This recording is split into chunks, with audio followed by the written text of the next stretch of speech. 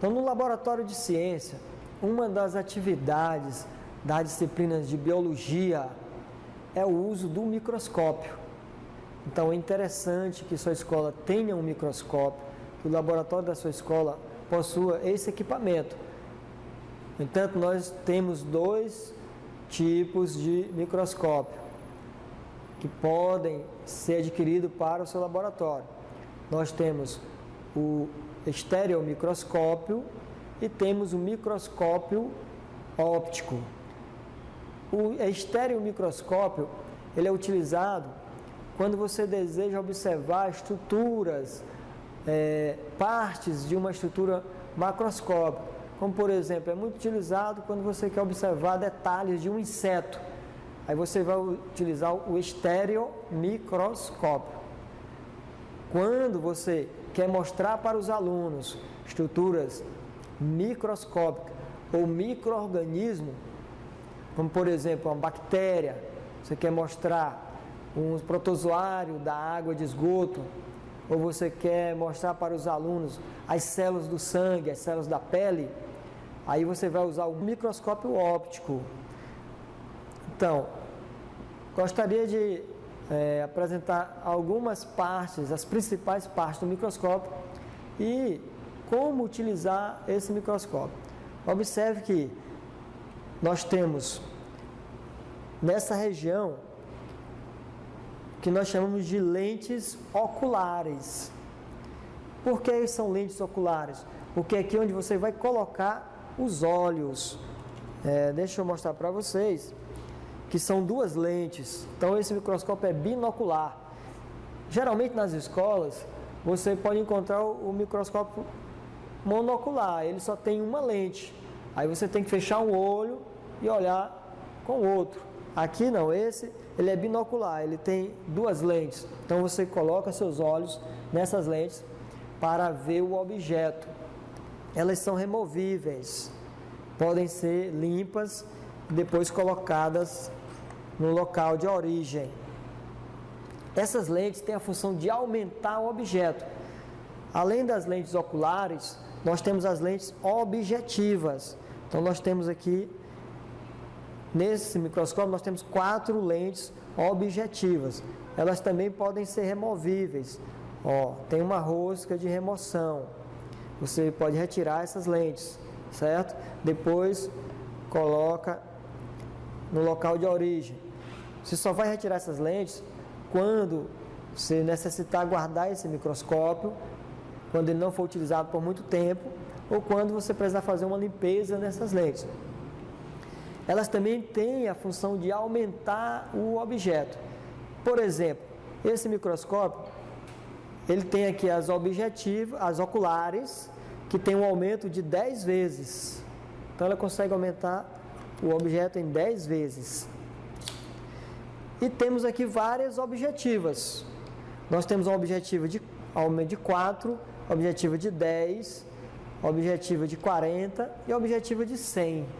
Então, se você for utilizar uma objetiva de 100, o objeto vai ser aumentado 10 vezes das oculares e 100 vezes da objetiva. Então, ele vai aumentar 1000 vezes. Então, esse microscópio tem um poder de aumento de 1000 vezes. Por exemplo, você vai observar uma célula do sangue com mais detalhes, aí você vai utilizar esse aumento de 1000 vezes. Outra atividade interessante para ser desenvolvida no laboratório de biologia é a construção da caixa entomológica e da coleção de invertebrados e vertebrados.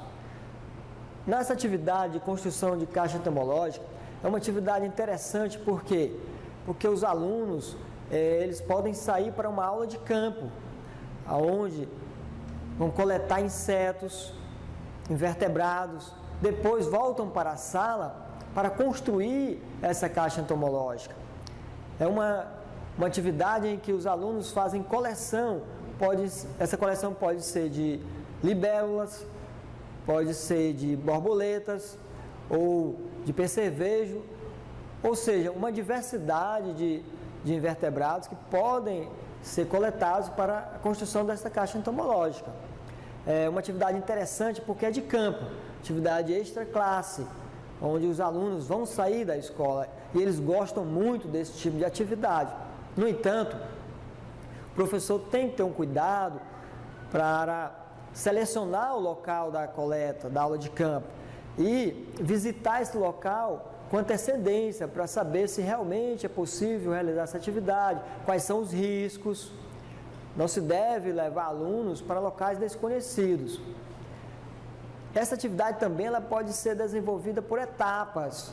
Por exemplo, na primeira etapa, os alunos levam material para a escola para construir a caixa entomológica.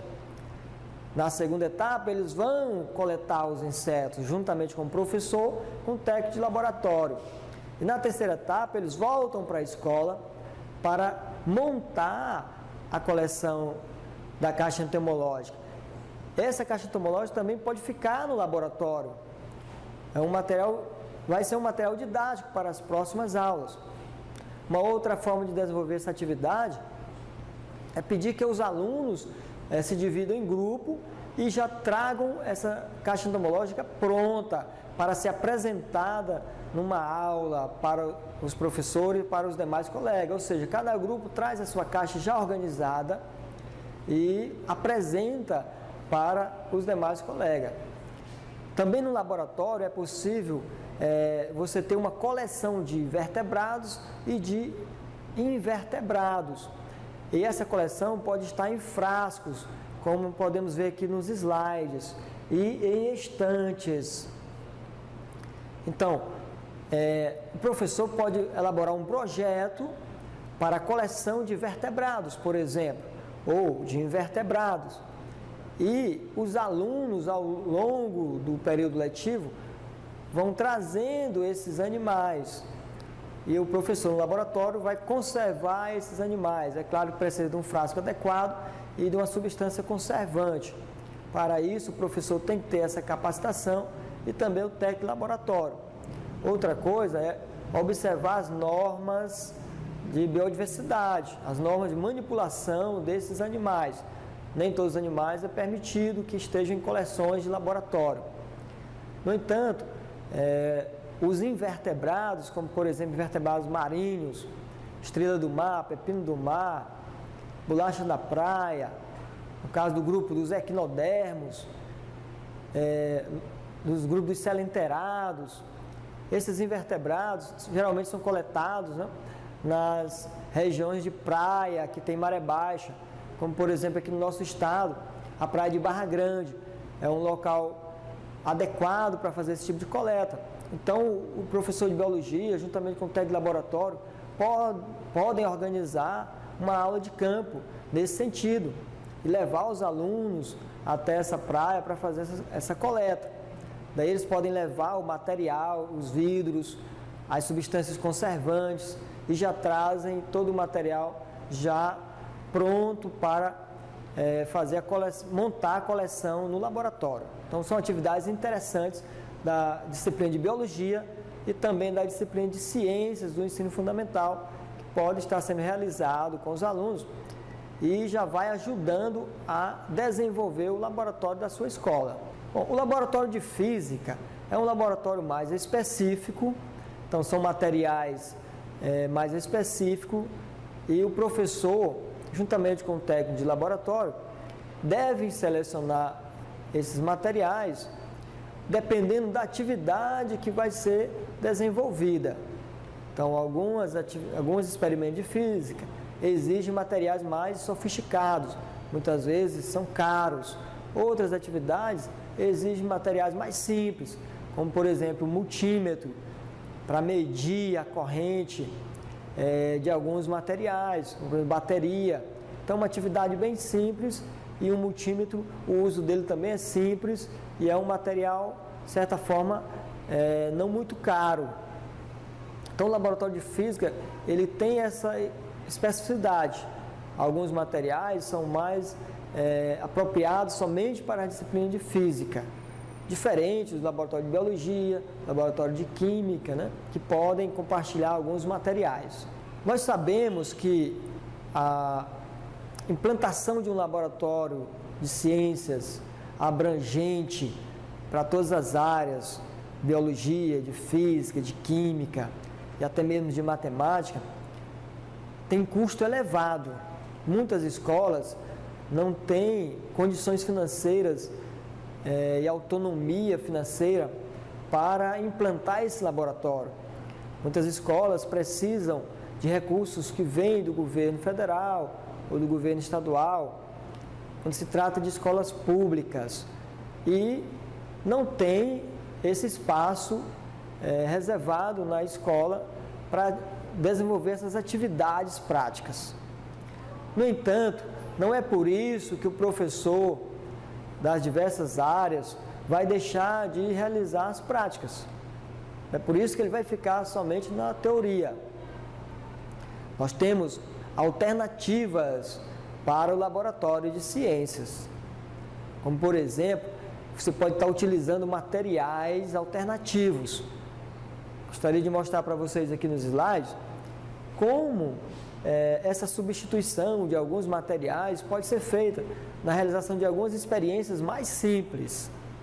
Como, por exemplo, aqui nós temos o Erlenmeyer sendo substituído por um copo plástico.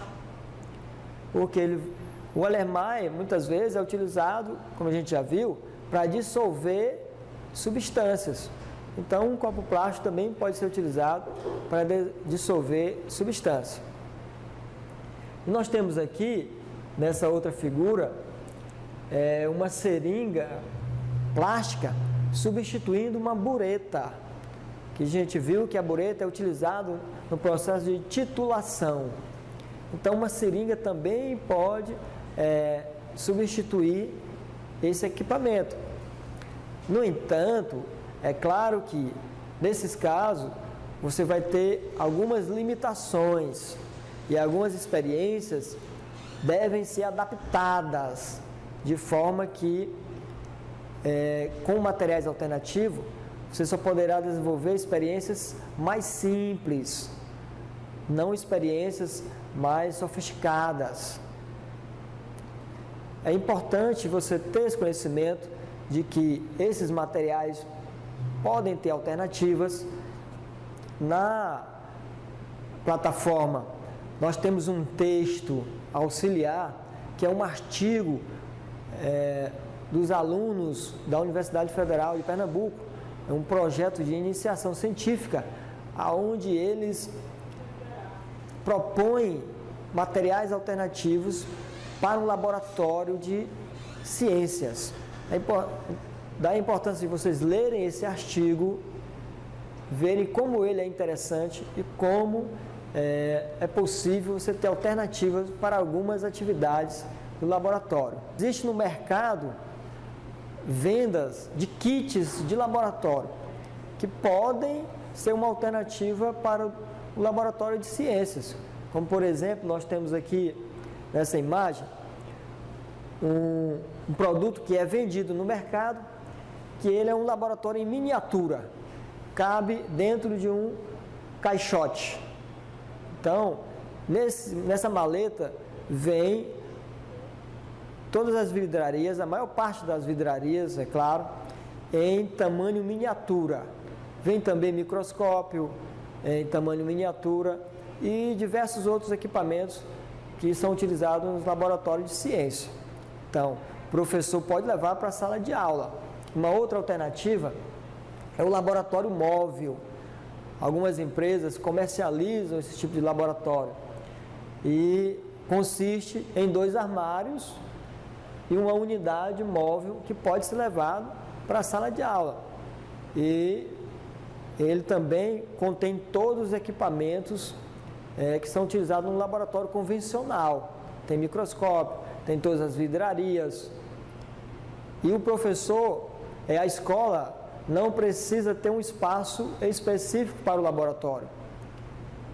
Esses armários podem ser guardados em uma sala, e juntamente com essa unidade móvel.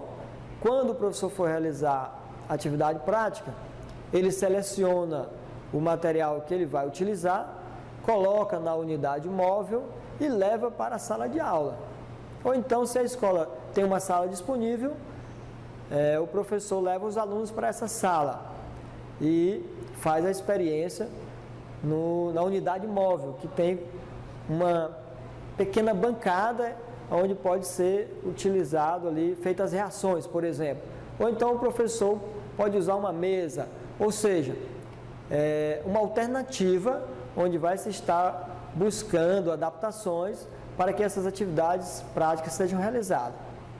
No entanto, o kit de mini laboratório e o laboratório móvel também necessita de um certo custo. Não são tão baratos.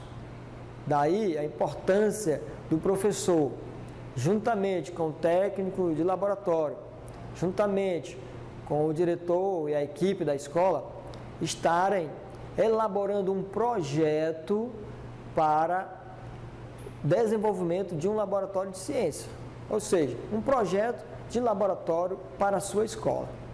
Então é importante que nesse projeto você tenha um objetivo, você tenha uma justificativa, você tenha um embasamento teórico da importância do laboratório para o processo de ensino-aprendizagem.